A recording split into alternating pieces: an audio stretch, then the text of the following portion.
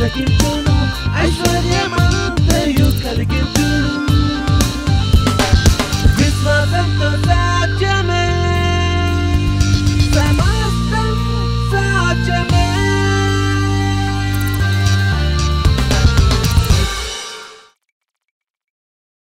ఈ మనస్సాక్షి అనేది చాలా ప్రాముఖ్యమైనటువంటి అంశం. ఇది తప్పు జరిగినట్టయితే తప్పు కప్పుకోకండి, తప్పుని దేవుని దగ్గర ఒప్పుకొని సరిదిద్దుకోండి, అప్పుడు దేవుడు దీవిస్తాడు. అంతేగా తప్పు చేసేసాను కదా అని ముందుకు అలాగే వెళ్తే ఆ యొక్క నష్టం పెరుగుతూనే ఉంటుంది, కష్టం పెరుగుతూనే ఉంటుంది, బాధ పెరుగుతూనే ఉంటుంది, కానీ మీకు విముక్తి ఉండదు.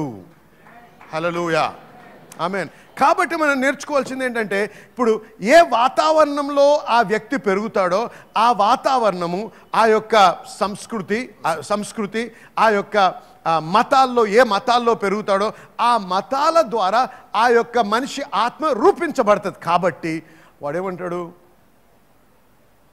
పర్వాలేదు అంటాడు. ఏంటి, స్వయం పురుషుడు వివాహం చేసుకోవడం గవర్నమెంటే ఓకే అన్నప్పుడు నువ్వెవరు అయ్యా అంటాడు. ఆమేన్. చూసారా?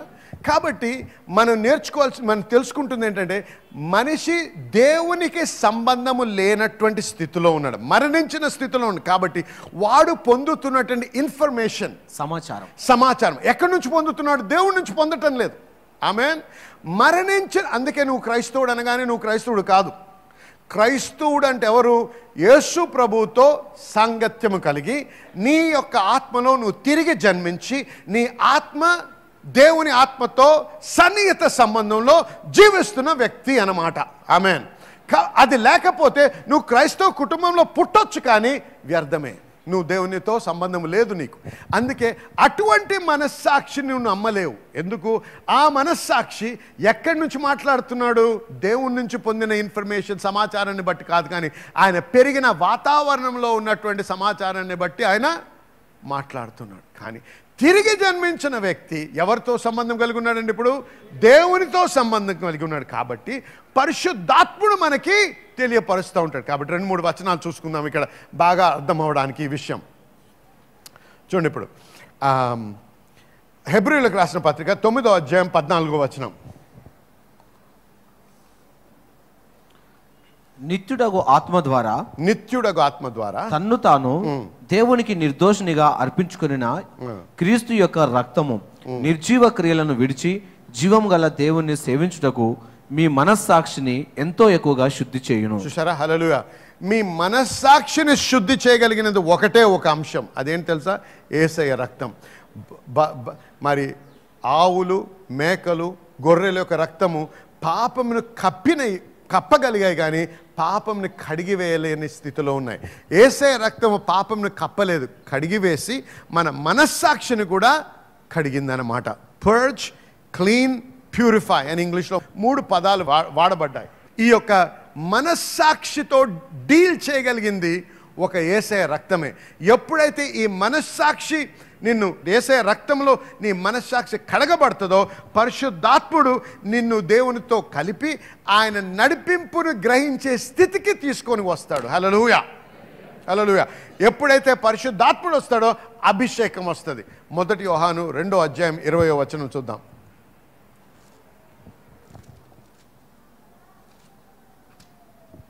అయితే మీరు పరిశుద్ధుని వలన అభిషేకము పొందిన వారు కనుక సమస్తమును ఎరుగుదురు. హల్లెలూయా. చూశారు? పరిశుద్ధుని వలన మీరు అభిషేకం పొందారు కాబట్టి సమస్తమును ఎరుగుదురు. హల్లెలూయా. ఎక్కడి నుంచి ఎరుగుతావు? నువ్వు చదువుకున్నందుక కాదు, పరిశుద్ధాత్ముడికి తెలుసు కాబట్టి ఆయన బయలుపరుస్తాడు. హల్లెలూయా. దేవునికి స్తోత్రం. అది నిజమా, సత్యమా, అబద్ధమా, అది మార్గమా కాదా, ఇది చేయాలా వద్దా, ఏది దేవా నీ విధానము, ఏది దేవా నీ మార్గం అంటే మనకు అర్థం కాకపోయినా, మనస్సుకు అర్థం కాకపోయినా హృదయంలో దాన్ని గ్రహించే స్థితికి దేవుడు మనల్ని తీసుకొని వస్తాడు. ఎందుకు? పరిశుద్ధాత్మునికి అంతా తెలుసు కాబట్టి ఆయన మనకి అవి బయలుపరుస్తాడు. యోహాను సువార్త 16వ అధ్యాయం ఒకసారి చూద్దాం. ఆయన అనగా సత్యస్వరూపి అయిన ఆత్మ వచ్చినప్పుడు మిమ్మల్ని సర్వసత్యములోనికి నడిపించును. హల్లెలూయా. సర్వసత్యంలోకి నడిపిస్తాడు. అంతేకాదు, ఆయన తానంతట తానే ఏమియు బోధింపక వేటిని వినునో వాటిని బోధించి, ఏవైతే దేవుని దగ్గర వింటాడో, పరిశుద్ధాత్మ దేవుడు తండ్రి దగ్గర కుమారుని దగ్గర వింటాడో అది మనకి బోధిస్తాడు. సంభవించబోవు సంగతులను మీకు తెలియచేయును. సంభవించబోయే సంగతులు మీకు తెలియపరచు. చూసారా, ఈ కనెక్షన్ అర్థమవుతుంది మీకు.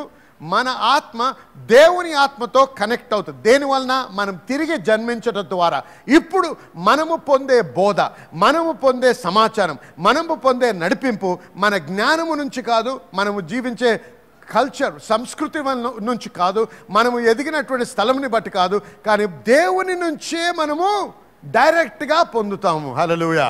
కాబట్టి తిరిగి జన్మించిన వ్యక్తి యొక్క ఆత్మ నడిపింపును మనము నమ్మొచ్చు. ఎందుకు? ఈ నడిపింపు ఎక్కడి నుంచి వస్తుంది? దేవుని నుంచి వస్తున్నటువంటి ఈ నడిపింపు. కాబట్టి ఎప్పుడు కూడా పరిశుద్ధాత్ముడు నడిపించేటప్పుడు మీ మనస్సాక్షికి మీరు విరుద్ధముగా ఏది కూడా మాట్లాడకూడదు, చేయకూడదు. ఎప్పుడైతే మనం సరి అయినటువంటి మంచి మనస్సాక్షితో బ్రతుకుతామో అప్పుడు మనము దేవుని యొక్క దీవెనను మనము అనుభవించగలము. ఆమెను చెప్పండి. మరి తిరిగి జన్మించినప్పుడు మనం ఏమన్నాము? దేవుని యొక్క జీవము మనలోకి వస్తాడు.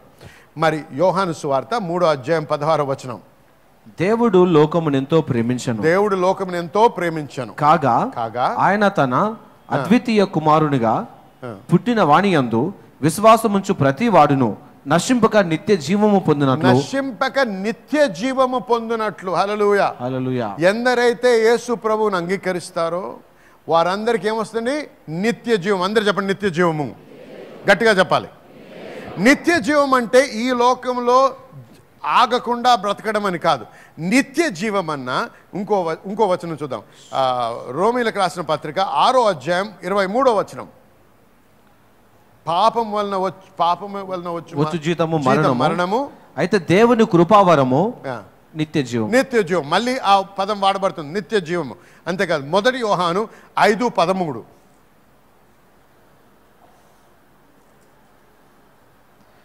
దేవుని కుమారుని నామమందు విశ్వాసముంచు మీరు నిత్య జీవం గలవారని తెలుసుకున్నారు.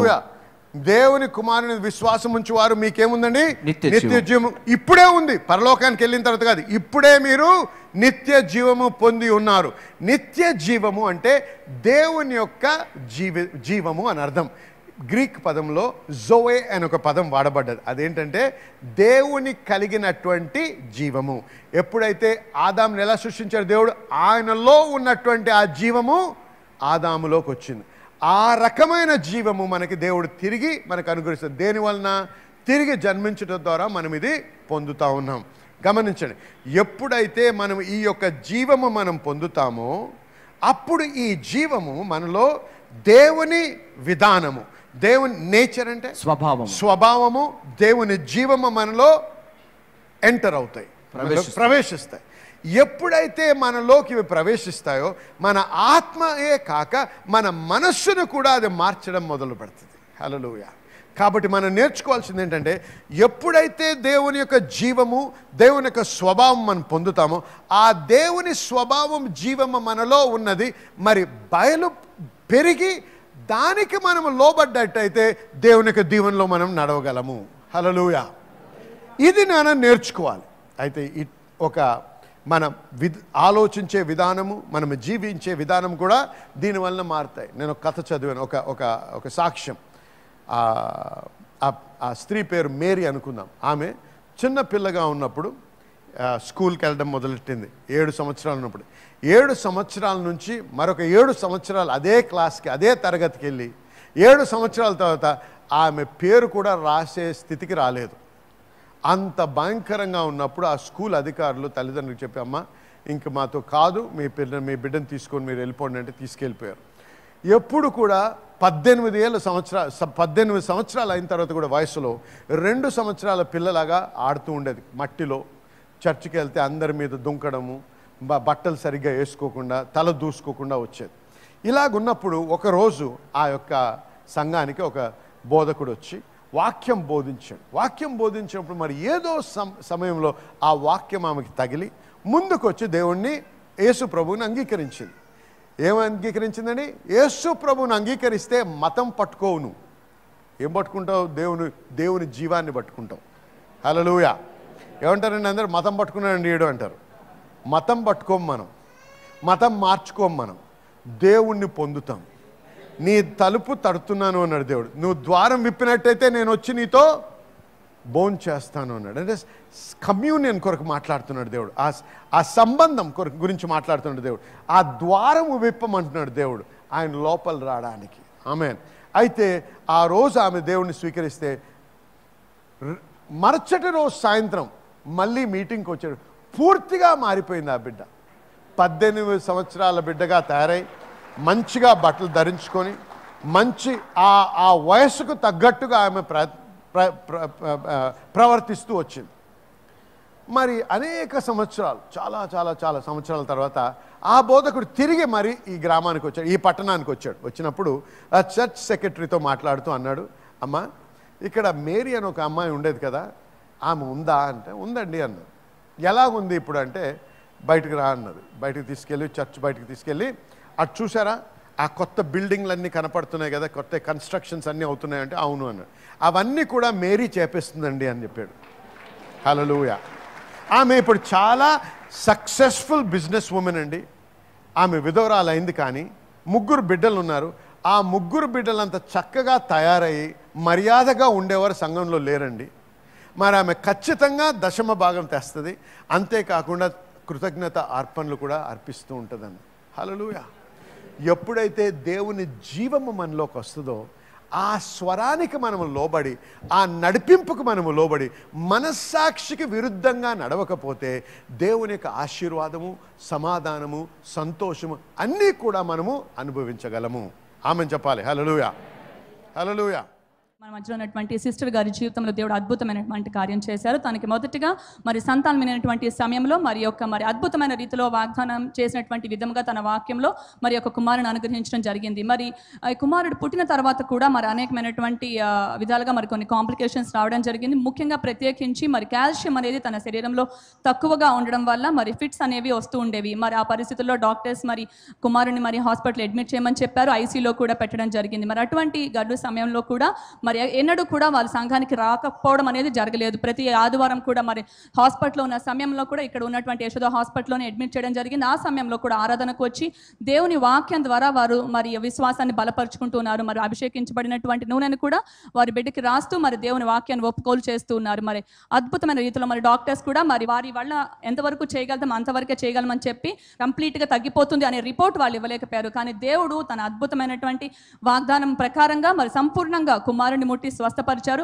ఇప్పుడు మరి తను చెప్తున్నటువంటి సాక్ష్యము సంపూర్ణమైనటువంటి ఆరోగ్యం, ఏ విధమైన కాంప్లికేషన్స్ లేవు, సంపూర్ణమైనటువంటి ఆరోగ్యము తిరిగి ఆ కుమారుడికి దేవుడు అనుగ్రహించారు. దేవునికే సమస్తమైన మహిమ కలుగును గాక. అయితే ఒకసారి అంతేకాదు, అది ఎప్పుడైతే మనం పరిశుద్ధాత్మని పొందామో ఏం నేర్చుకుంటాం మనం? పరిశుద్ధాత్ముడు మన మనసుతో మాట్లాడాడు, కానీ మన ఆత్మతో మాట్లాడతాడు.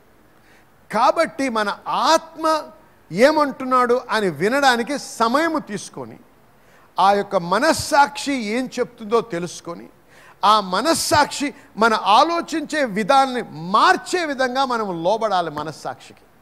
హల్లెలూయా. అప్పుడు మనం దేవుని స్వరము నడిపింపును గ్రహించగలం. ఇటీవల ఒక సాక్ష్యం విన్నాను. బ్రదర్ కెనెత్ హేగిన్ గారు ఆయన పుస్తకంలో రాస్తూ ఒక సాక్ష్యం చెప్పాడు. ఆయనకు ఒక సహోదరుడు ఉండేవాడు. ఆయన అనేక రోజులైంది ఇంటికి రాక.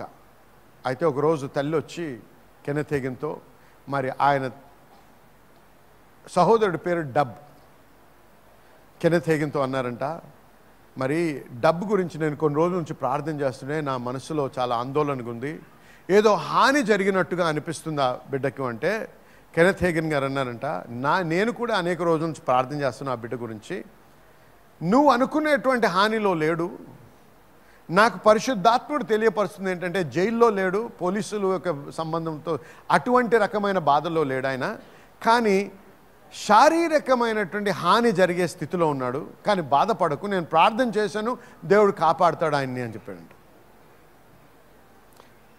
3 రోజుల తర్వాత ఆయన తిరిగి వచ్చాడంటే ఇంటికి. వచ్చిన తర్వాత ఏం విన్నారంటే ఆయన వయసు 17 సంవత్సరాలు. ఆ రోజుల్లో 1933 the days of great depression. ఆ రోజు అంటే ఉద్యోగాలు ఉండేవి కావు, రోడ్ల మీద ఉండేవారు జనం, ఉద్యోగాలు లేక, తిండికి తినడానికి లేక, ఏమి చేయడానికి లేకుండా ఉద్యోగం వెతుకుతూ చాలా దూరం వేరే ప్రదేశానికి వెళ్ళాడు.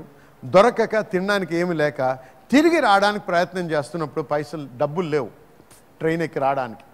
అప్పుతే గూడ్స్ ట్రైన్ ఎక్కాడంట.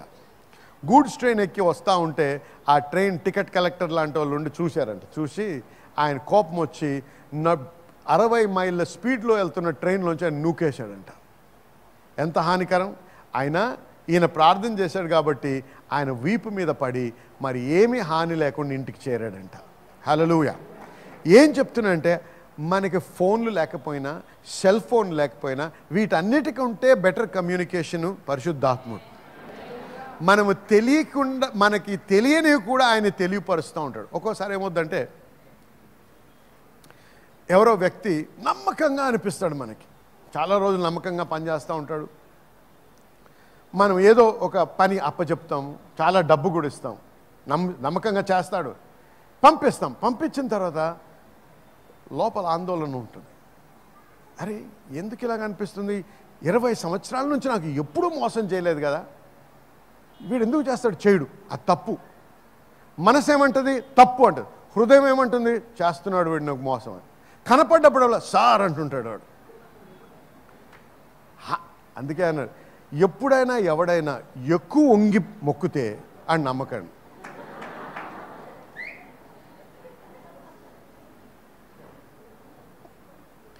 అధిక వినయము దురత లక్షణం.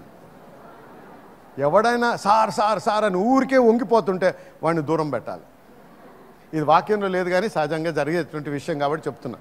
జాగ్రత్త అని అంటే అప్పుడు మీ మనసుతో కాదు కన్సల్ట్ చేసేది, మీ హృదయంతో కన్సల్ట్ చేయాలి. మనం అయినా ఏమంటాం, వీడు తప్పు చేయడు, వీడు ఎప్పుడు నాకు మోసం చేయడు, ఎందుకంటే ఎప్పుడు చేయలేదు. మనం ఏం చేస్తున్నాం? ఎప్పుడు ఈ పాయింట్ ఆఫ్ రెఫరెన్స్ ఎక్కడి నుంచి? మనం గతము నుంచి మనం గ్రహించని. కానీ అన్నీ తెలిసిన దేవుడు మన ఆత్మకి ఏం తెలియపరుస్తున్నాడు? వద్దు, చేయొద్దు, ఆయనతో చేయించుకుని నీకు మోసం చేస్తాడు. అయినా దాన్ని నొక్కి వినకుండా ముందుకు అడిగేస్తాం. ఏమొద్దు దాంతో? నష్టం. నష్టం జరగగానే ఏమంటాం? దేవుడు ఎందుకు చేశాడు ఇలాగ మాకు అంటాం. హల్లెలూయా చెప్పండి. హల్లెలూయా. అర్థమవుతుందా? అందరికి అర్థమవుతుందా? అందుకే ఏది చేసినా కూడా, ఎటువంటి ప్రయత్నంలో ఉన్నా కూడా, ఎటువంటి ముందడిగేయాల్సి వచ్చినా, దేవా నువ్వు నాతో మాట్లాడు, నాతో మాట్లాడు ప్రభా, నాకు ఎలాగైనా తెలియపరచు. అది స్వరమే అవ్వచ్చు, దర్శనమే అవ్వచ్చు, కళే అవ్వచ్చు, మనస్సాక్షి ద్వారా మాట్లాడవచ్చు, అంతరంగ సాక్ష్యం ద్వారా మాట్లాడవచ్చు, ఇంకే విధంగా ప్రవచనం ద్వారా ఏదో రకంగా నాకు ఖచ్చితంగా తెలియపరచు, ఇది నీ చిత్తము అని. అప్పుడే నీవు ముందడిగేయి. సమయం అయిపోతుంది కాబట్టి నేను ఏదో ఒకటి చేయాలని చెప్పి తప్పుట అడిగేయకు. ఎందుకంటే అనేక సార్లు అనేకమైనటువంటి విషయాల్లో ఏ రకంగా ఉండే తప్పు అడిగేస్తే మటుకు చాలా నష్టముతో వెనక్కి అడిగేయగలం. ఆమేన్. కాబట్టి తొందరపడి తప్పులు చేయకుండా కొద్దిగా సమాధానముతో సరి అయిన అడుగు ముందుకు వేసినట్టయితే చాలా రకాలైనటువంటి బాధల నుంచి, మరి రకాలైనటువంటి మన వేదన నుంచి మనల్ని మనము కాపాడుకోగలం. మన ఏమంటున్నాడు? మీకు లాభకరము, ప్రయోజనకరముగా ఉండేటట్టు నడిపిస్తాను అంటున్నాడు దేవుడు. హల్లెలూయా. కానీ మనం ఆయనకి సమయం ఇవ్వటం లేదు. అందుకే ఆయన నడిపింపు మనం గ్రహించలేక మన మనస్సుకు ఏదైతే రైట్ అనిపిస్తుందో ఆ రకంగా నడిచి మనల్ని మనం హాని చేసుకుంటున్నాం. ఒకసారి ఇలాగే నేను ఒక దేవునికి సంబంధించిన పుస్తకం చదువుతూ ఉంటే చాలా మంచిగా దేవుని అనుభవిస్తున్నాను ఆయన ప్రసన్నత. అటువంటి సమయంలో ఫోన్ వచ్చింది. పక్క గదిలో మా అమ్మ ఉంది, ఫోన్ తీసుకొని మాట్లాడుతూ ఉంది. ఆ రోజు మా తండ్రి యొక్క బ్రదర్, సహోదరుని యొక్క కుమారుడు మరి ఇంటి మీద నుంచి కింద పడి, చిన్న పిల్లోడు కింద పడి చెవుల్లోంచి నోట్లోంచి రక్తం కక్కుతున్నాడు. ఆయన డాక్టర్. అయితే ఆ రోజు హాస్పిటల్ తీసుకెళ్లాలంటే కర్ఫ్యూ. ప్రార్థన చేయండి, ఏదో రకంగా దేవుడు కాపాడేటట్టు అని చెప్పి మాకు ఫోన్ చేశారు. ఫోన్ చేస్తే నేను పక్క గదిలో నేను ఏం చేస్తున్నాను, పుస్తకం చదువుతూ ఉన్నాను, దేవునికి సంబంధించిన పుస్తకం చదువుతూ ఉన్నాను. ఇది కొద్దిగా వినపడ్డది నాకు. నేను ప్రార్థన చేయలేదు. అది మాట్లాడి మా తల్లి తిరిగి ఆ గది దగ్గరికి వచ్చి నా ద్వారం ముందు నిలబడి చెప్పబోతా ఉంది. అప్పుడు అన్నాను, ఆగమ్మా అని. ఎందుకంటే ఆమె రాకముందే నేను ఒక స్వరం విన్నాను, ఆయన చనిపోడు, జీవిస్తాడు అని. ఆగండి, నేను ప్రార్థన చేయలేదు, అడగలేదు దేవుడు, కానీ స్వరం విన్నాను. దేవుడు నడిపిస్తాడు. ఆ బిడ్డ ఈ రోజు కూడా జీవిస్తున్నాడు, యవ్వనస్తుడు. దేవునికి స్తోత్రం, హల్లెలూయా. ఏం చెప్తున్నానంటే దేవుడు నడిపించడానికి సిద్ధంగా ఉన్నాడు. నడిపించబడడానికి నువ్వు సిద్ధంగా ఉన్నావా లేదా, అది ప్రాముఖ్యమైనటువంటి ప్రశ్న. మనస్సాక్షి ద్వారా దేవుడు మనల్ని నడిపిస్తాడు. ఇదొక విధానం, అది నేర్చుకోండి. దీనికి విరుద్ధంగా మీరు నడవకండి. ఒక దేవుని భక్తుడు ఇంకో దేవుని భక్తునితో మాట్లాడుతూ ఏం చెప్పాడంటే, గత 10 సంవత్సరాల్లో 3 ప్రాముఖ్యమైనటువంటి భయంకరమైనటువంటి యాక్సిడెంట్స్ అయ్యాయి ఆయన జీవితంలో. ఈ 3 కూడా కార్లతో సంబంధించినటువంటి యాక్సిడెంట్లు. ఈ ప్రమాదంలో అనేక మంది చనిపోయారు. తన భార్య చనిపోయే స్థితికి వచ్చింది. ఆయన కూడా చాలా సీరియస్గా మరి దెబ్బలు తిన్నాడు. అయితే ఆయనతో మాట్లాడుతూ ఏమనంటే, నేను కానీ నా లోపల వినపడుతున్న ఆ స్వరానికి నేను లోబడి ఉంటే వీటిలో ఒకటి కూడా జరిగేది కాదు అన్నాడు. చాలామంది ఏమంటామంటే, ఇట్లాంటివి జరిగిన తర్వాత మనం ప్రశ్న అడుగుతారు, మరి మంచి వారికి ఇటువంటి చెడు ఎందుకు జరుగుతుందండి? అడిగామా ఈ ప్రశ్న? మనం అడిగామా? మంచివారు ఎందుకండి ఆ ప్లేన్ యాక్సిడెంట్లో చనిపోయారు? ఆ కార్ యాక్సిడెంట్ ఎందుకు చనిపోయారు? మంచోళ్ళు కదా, దేవుని సేవకులు కదా, దేవుని సేవలో ఉన్నారు కదా, వారు ఎందుకు మరణించారు? మన దగ్గర అన్ని జవాబులు ఉండకపోవచ్చు, కానీ నువ్వు దేవుని సేవకుడు అవ్వకపో, ఎవరైనా సరే ఆత్మ నడిపింపుకు లోబడకపోతే నీ అంతటి నీవే గొయ్యి తవ్వుకుంటావు. ఆమేన్. మాట్లాడాలి గట్టిగా, హల్లెలూయా. కాబట్టి ఆ నడిపింపుకు ఆయన ఏమన్నాడు, నేనేమనుకున్నానంటే, నేను చాలా బిజీ, నాకు టైం లేదు. కానీ ఎప్పుడైతే నేను గ్రహించానో దాన్ని బట్టి నేను కొద్దిగా ఆగి ప్రార్థన చేసుకుని ఉంటే ఈ ఒక్క ప్రమాదం కూడా జరిగేది కాదు, మనుషులు చనిపోయేవారు కాదు, కార్లు నాశనమయ్యేవి కాదు, నాకు ఇటువంటి హాని జరిగేది కాదు. కొద్దిగా ఆగి ఆయన నడిపింపుని నేను గ్రహించుంటే ఇటువంటి ఏది కూడా అయ్యేది కాదు అని ఆయన సాక్ష్యం ఇస్తున్నారు. అలాగే జనులారా వినండి. కాబట్టి దేవుని యొక్క ఆత్మ మనం నడిపించడానికి సిద్ధంగా ఉన్నాడు. నడిపించబడడానికి నువ్వు సిద్ధంగా ఉన్నావా లేదా? ఆయన స్వరము విని దానికి లోబడ్డానికి నువ్వు సిద్ధంగా ఉన్నావా లేదా? నీకు అనేక సార్లు ఏమవుతుందంటే, మనకి నచ్చిన మార్గం ఒకటి ఉంటుంది, కానీ లోపల అది కాదు అని తెలుస్తుంటుంది. కానీ అది ఎంత నచ్చుతుందంటే దాన్ని ఒత్తేసి మనం అనుకున్న విధానంలో నడుస్తాం. అందుకే మనకు హాని జరుగుతుంది. జాగ్రత్త. కొన్ని అంశాలు జీవితంలో కొన్ని ప్రాముఖ్యమైనటువంటి మెట్లు వేస్తూ ఉంటాం. ఒకటి వివాహము, రెండవది మన చదువులు, మూడవది ఉద్యోగ విషయం, నాలుగవది ఏ దేశంలో జీవిస్తాం, తర్వాత ఇట్లాంటి ఎన్నో ఉంటాయి. ఇటువంటి విషయాల్లో చాలా ప్రాముఖ్యంగా సమయము బాగా తీసుకొని ఖచ్చితంగా దేవుని దగ్గర తెలుసుకున్న తర్వాతే మనం ముందుకు అడిగేయాలి. లేదండి ఆ పిల్లోడు అన్నాడు, వారం లోపల చెప్పకపోతే ఇంకెవరినో చేసుకుంటాడంట. చేసుకోమను, అంటే నీకు అర్హుడు కాదు వాడు. హల్లెలూయా. అంత తొందరలో ఉంటే వెళ్ళమను. దేవుడు ఆదాము అంత తొందరలో లేడు, నిద్రపోతున్నాడు. హల్లెలూయా. ఆమేన్. కాబట్టి తొందరపడి అనవసరమైనటువంటి హాని మీ అంతటి మీరు మీ జీవితాల్లో తెచ్చుకోకండి. లోబడండి దేవునికి. దేవుడు మనల్ని ఆత్మ సాక్ష్యము ద్వారా, ఆత్మ స్వరము ద్వారా, అంతరంగ స్వరము ద్వారా మనల్ని నడిపించడానికి సిద్ధంగా ఉన్నాడు. ఆమేన్ చెప్పండి. హల్లెలూయా. ఆశీర్వదించబడ్డారా? కాబట్టి ఈరోజు నుంచి మనస్సాక్షిగా ప్రాముఖ్యత ఇచ్చి మంచి మనస్సాక్షితో జీవించండి. ఒక్కోసారి ఎవరో మనల్ని గట్టిగా అనవసరంగా తిడతారు. వెంటనే తిట్టబోతుంటే ఆగు అనిపిస్తుంది. ఆగితే ఆగాలని ఉండదు, ఇచ్చేయాలి. వాడికి ఇస్తేనే తృప్తి, కానీ ఇవ్వకపోతే ఇక్కడ తృప్తి, ఇస్తే ఇక్కడ తృప్తి. ఈ తృప్తికి లోబడి ఈ తృప్తిని మనం నాశనం చేసుకుంటాం, దేవునికి దూరం అవుతాం. కాబట్టి ఎప్పుడైనా ఇది అందుకే అన్నాను, ఇంత సులువైంది కాదు. పౌలు గారు ఏమన్నారు, నేను కృషిస్తాను అన్నాడు. కృషి, డిసిప్లిన్, మరి క్రమశిక్షణ, శరీరేచ్ఛను లోపరుస్తానని. అంటే ఇది చాలా సులువుగా వచ్చేది కాదు. ఖచ్చితమైన నిర్ణయం తీసుకోవాలి. ప్రభువా నువ్వు నాకు సహాయం చేయి, ఎలాగైనా మంచి మనస్సాక్షితో బ్రతకడానికి నీ సహాయం లేకపోతే నేను జీవించలేను, చేయలేను. కాబట్టి నువ్వు సహాయం చేయ ప్రభువా అని నువ్వు మొరపెట్టాలి. అప్పుడు ఆ మనస్సాక్షికి నువ్వు లోబడితే అప్పుడు నీవు ఆయన స్వరాన్ని సులువుగా వినే స్థితికి రాగలవు. దేవుడు మిమ్మల్ని దీవించి ప్రతి ఒక్కరు కూడా ఆయన నడిపింపుకు లోబడి మీ జీవితాలు ఫలభరితంగా మారాలని నా ప్రార్థన. ఆమేన్. మా టీవీ ప్రోగ్రాం ద్వారా మీరు దీవించబడుతున్న విధానంను బట్టి మేము ఎంతో సంతోషిస్తున్నాం. కేవలం టీవీ ప్రోగ్రాం ద్వారా మాత్రమే కాకుండా మార్పు అనే పేరుతో మహాసభలు కూడా శామ్యూల్ పట్టా మినిస్ట్రీస్ నిర్వహిస్తుంది. 2012లో అనేక ప్రాంతాల్లో నిర్వహించిన ఈ సభల ద్వారా అనేక మంది దేవుని వాక్య ప్రత్యక్షత పొందుకొని దేవుని రాజ్యంలో చేర్చబడ్డారు. దేవుని రాజ్యము విస్తరించుటలో అనేకులు దేవుని రాజ్యంలో చేర్చబడినట్లు నాతో ఏకీభవించిన ఈ పరిచర్యలో పాలు పంచుకుంటున్న నిబంధన భాగస్వాములందరినీ నేను అభినందిస్తున్నాను. మీలో ఎవరైనా మా పరిచర్య ద్వారా దీవించబడుతూ అనేకులకి దీవెనకరముగా ఉండాలని ఆశించినట్లయితే మీరు కూడా నిబంధన భాగస్వాములుగా చేరడానికి ఈ స్క్రీన్ మీద ఉన్న నంబర్లను సంప్రదించండి. దేవుడు మిమ్మల్ని దీవించును గాక.